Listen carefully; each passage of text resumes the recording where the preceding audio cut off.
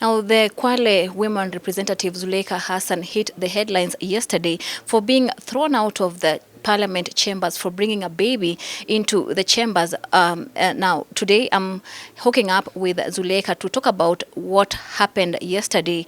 Take a look. Karibu sana mheshimiwa. Asante. Yes. Jana tumeona mambo mengi tu yakifanyika bungeni. Je, first of all, many Kenyans are asking, why did you do that? Okay, this is my second term in Parliament. This is the third baby that I've had while in Parliament. And sometimes, there are various emergencies that come out. Even if you have a nanny, sometimes she might wake up sick, she might have to travel, you might have to send her out, there's another errand that has to be done, and there are few people. And then I take time staying at home because I'm with the baby until, I get somebody else to now hold the baby. But when it happened, yesterday I just said, no, enough is enough. I was frustrated and I said, no, we have to go. I have to go to Bunge. Maybe something will happen, but I have to go with the baby because now I can't take part in Bunge activities. Why should it be that way? A child is not poison, is not, we've all been infants, and young women, especially we're double marginalized. Yeah. And you decide, you're coming from home and you decide, today I'm carrying my baby to the chambers.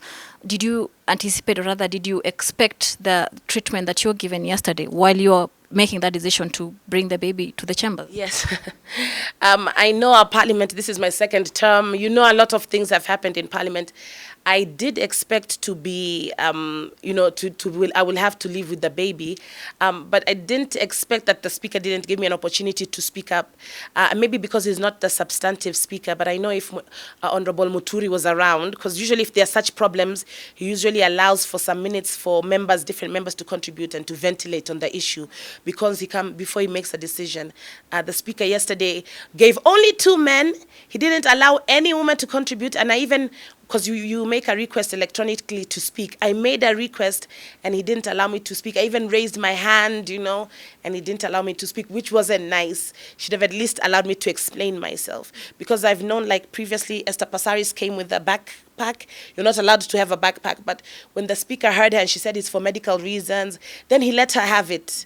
Yeah, because of her spine. So it's something maybe that could have been allowed just yesterday. Maybe I could have been told but I wish the speaker would have given it more time. But even this makes up for it, that there's this effort today and looks really pretty, really nice, nicer than some of the stuff I have known. So it's a really nice gesture. So it makes up for a lot of yesterday's fracas and drama. Yeah. And we saw, tens of people surrounding you. The baby is right there. I don't know, what was going through your mind during that moment? I was, okay, so I had agreed to leave, but then there were other members who were very upset, who were saying they won't allow me to leave. So that's why you saw it took a little bit too long to go. But thankfully, baby Mwana Baraka was very calm throughout the whole, she didn't cry, she didn't, we were together. So I say God was with us, and it's for good things. So I think this whole issue has God's blessings. Yeah. We saw Honorable Kaluma coming to defend you. 2 men coming to defend you. We did not see the women, standing up so aggressively. What would you say to this? No, actually, there were more women than men. I think because we didn't expect men, that's why many people are talking about Honorable Kaluma and Honorable Atandi. But the majority were women, and they were in solidarity with me. When the Sergeant at Arms came, they also was scared, thinking that must manhandle me, but they didn't manhandle me. They're just politely asking me to leave. And the women are so supportive. They walked out with me, and we went and did a press conference together. They even carried the baby for me on the way out. I think some of the pictures will show that. And lastly, we are right here in this room, which is actually the lactating room. What are your thoughts about what you're seeing today? As I said, I think it's a good step that Parliament has taken. However, it would be nice if it's closer now to the chambers, much closer, so that it's easier for the mother to go in and out of chambers, breastfeed when they need to, a member of staff, even if for the other adjoining buildings as well, because Parliament has got so many buildings around. It's not just the main Parliament building, so they can also put rooms in other buildings so that it's closer to the members of staff, like just a small room, just a room in one building, so that the member of staff in that building can have access. So we can start with one and then see how it's used, and member of staff, and then the PSC can recommend maybe other rooms and addition and so on.